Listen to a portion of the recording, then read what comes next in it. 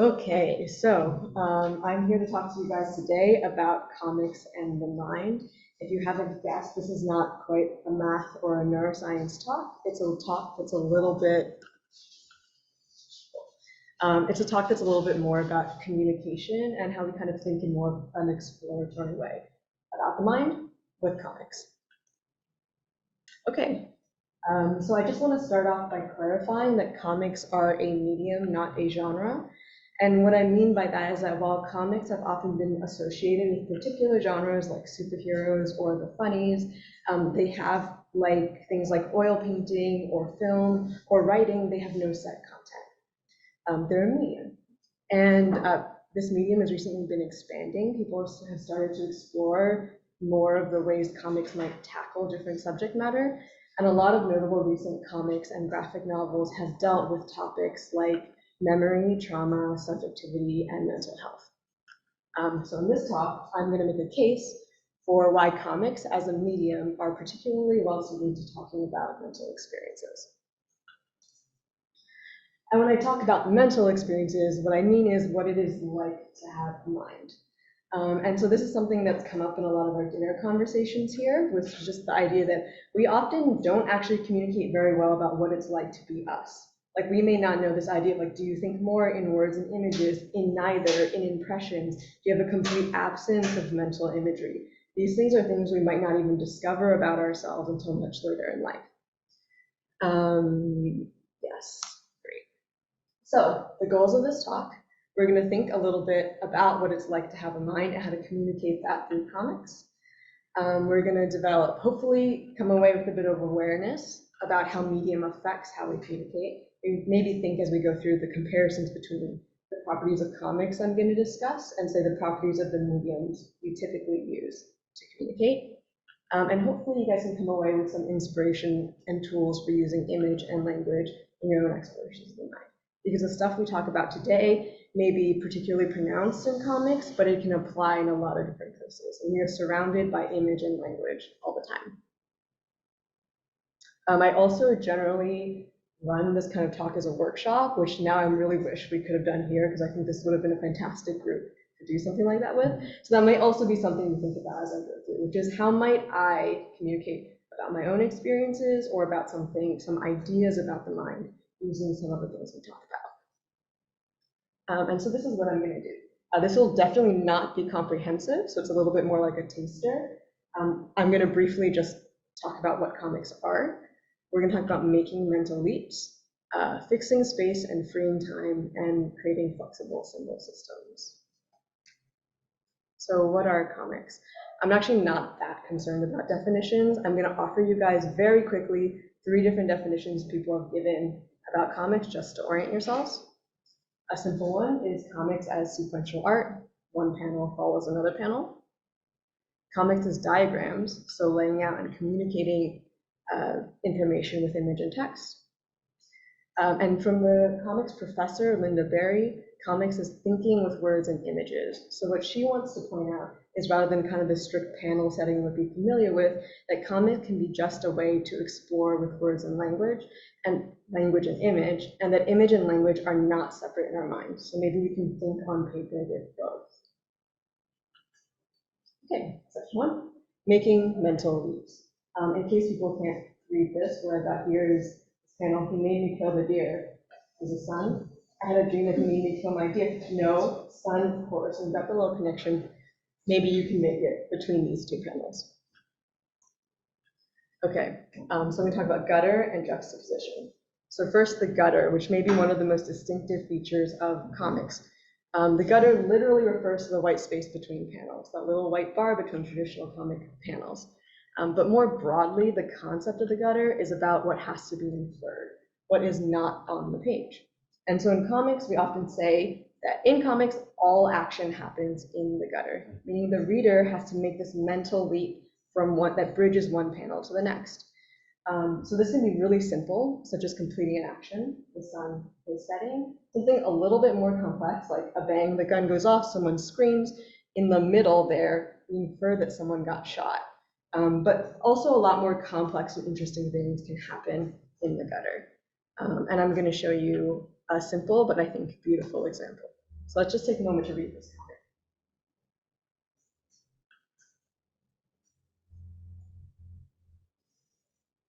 And so how I read this, and what I want to point out about what's in the gutter here, is perspective. So as we move through this, I find that I am following the attention of the mother, and that I know that I am her. In the sense that I see these flowers, I point to them. I see my daughter point to something, I see the flowers that she points at. So the key point here is that that information is not in any of these individual panels. If we reverse the order, I now take the perspective of the daughter. I'm following the attention, her attention as it moves. And if I do something like this, I see myself as almost a third-party observer. I might be seeing this action happen across the street, and then I'm noticing what it was that they were pointing at. Okay, the second concept, juxtaposition, is very related to the gutter, but just like slightly more expansive. So juxtaposition between panels, between image and text, between different voices within a comic, essentially is answering the question, what happens when you put one thing next to another?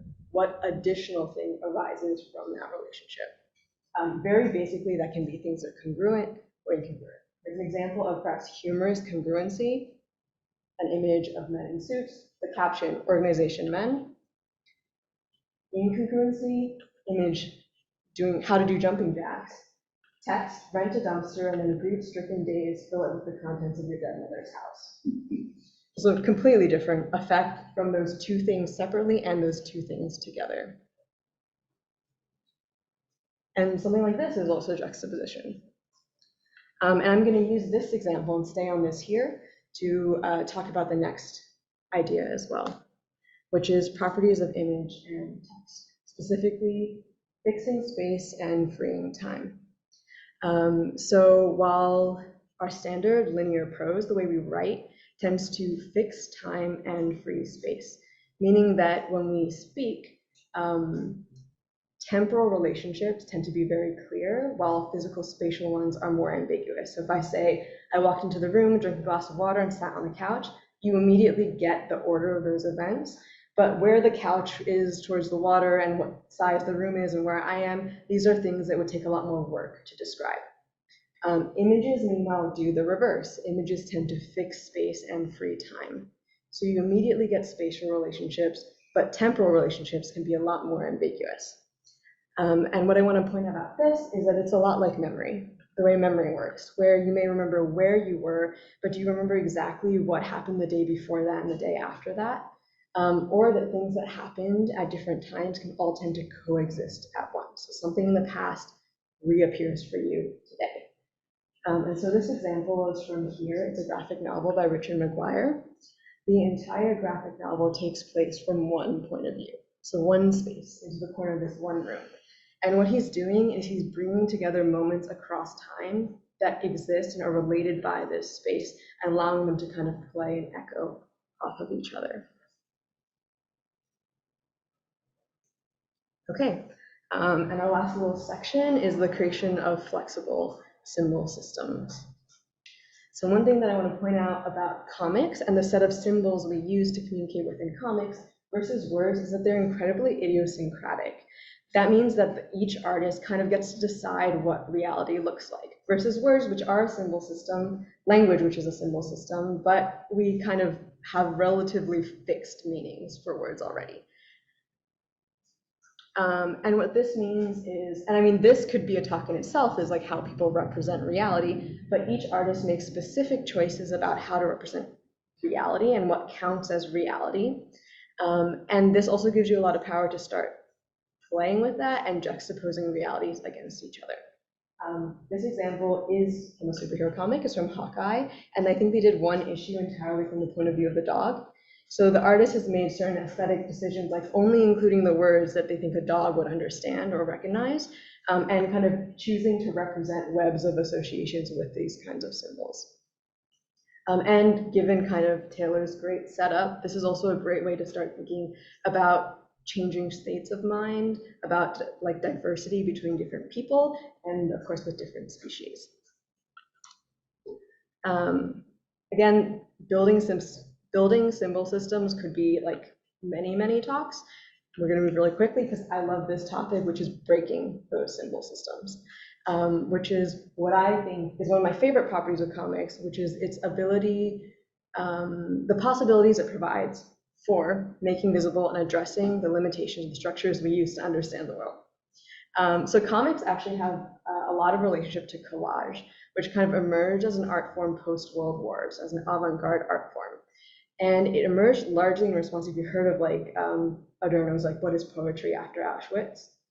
This idea that post-World War, people were starting to think really hard about the structures of art and beauty and the ways, the narrative structures they're using to understand the world, and whether they still had the capacity to hold this new world as they understood it. One definition of trauma, I think, from literary studies, is a failure of the symbol systems that we use to understand the world. You've experienced an event that cannot fit into your mental your mental understanding. And so with a lot of the properties of comics we've talked about, such as juxtaposition and the gutter, comics enable you to actually communicate more than you are actually putting on the page. And this creates opportunities to essentially say more than you're actually able to say. It's kind of hard to say. We're going to look at an example. So this is from Art Spiegelman's breakdown. So Art Spiegelman is really famous for Maus, which is, I think, one of the first really famous graphic novels about his father's experiences in the Holocaust. And this is kind of his experimental work. So this is actually a pretty straightforward autobiographical set of panels about him getting bullied by a boy on the playground and that boy spitting on his mother. And then a bit later in breakdowns, we get this. So he's now replaced the text with an excerpt from Victor Schlotsky's Art as Technique. We see these same panels again, and at the same time, we see the comic medium kind of decomposing. So we're kind of we're almost breaking the frame of recognizing what was reality before has now become the medium, we see it. And what I see, kind of the way I interpret this, is when we get something like here, like art is a way of experiencing the artfulness of an object, the object is not important, the kind of system that he's pushing against, the kind of understanding that is buckling here is this kind of adult intellectualism. So he as an artist now is thinking a lot about his craft. He thinks pretty deeply about what he is doing, art theory, all these sorts of things, the craft of the art, but somehow from all of this, he can't get away from that moment. That moment still stands in contrast and almost makes the rest of this ridiculous. Because the reality of just that moment, that feeling of what happened to him as a child, still comes through. So this is not actually breaking the comic medium necessarily, but it's kind of like this meta breaking of other systems of understanding. It's kind of a summary of what we talked about today. I have a few examples that we can show if we still have a little bit of time. But basically we talked about making mental leaps, this idea of fixing space and freeing time, how that can resemble memory, and this ability to kind of build and break symbol systems. And actually, I think we've got some time, so I'm gonna talk through some examples. So this is also from Jimmy Corrigan, The Smartest Kid on Earth, which is a really fantastic graphic novel. It's very depressing, but it's very smart. So we have Jimmy, the protagonist, meets his father for like the first time. His father left when he was a kid. He flies to meet his father, ends up in this doctor's office waiting room, and we've got, unfortunately covered by my face at the top, we have an answering machine beep going off, and then we follow down here. There's an answering machine beep, we go from phone to phone, and as we proceed from the side of the screen all the way down through this middle line, what we're getting is a symbol, an image that basically has recurred, like that happened previously during this day. So we're moving backwards through Jimmy's day, through each of these symbols that are also now backwards in our experience because we've experienced them in the novel before. Until we get to another phone, snap back to the present. Jimmy says, "Who is that on your answering machine this morning?" So this kind of way of following a thought process, a series of associations through time, and arriving here with Jimmy Corrigan again. And this is a massive panel. I don't know if we have time to read it. This comes later. I will point out a few things that I really love about what Chris Ware does. and one is sort of like making visible these kind of narrative structures, like the "and so" on the top, or "but" he'll throw into that, or "and later," and these kind of narrative structures that maybe we're taught from a young age that now get to become really visible on the page.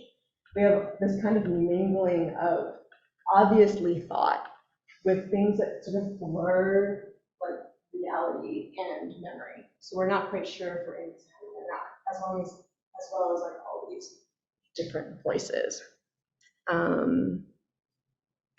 Yeah, and I think I want to end on this panel, which is actually one of my favorite panels, and I will just allow you guys to read it.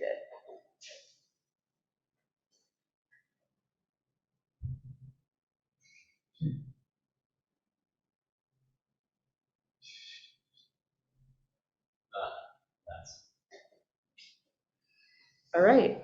I hope that this is like I said, actually, ideally at this point, I would make you guys make comics, because really comics are not about drawing. One, I do know that some of you are very good artists, but also comics are not really about drawing ability. They're about this creation of symbol systems. And it would be really interesting to kind of hear about how you guys would approach some of these films. But I hope I've given you guys at least something interesting to think about. Thank you.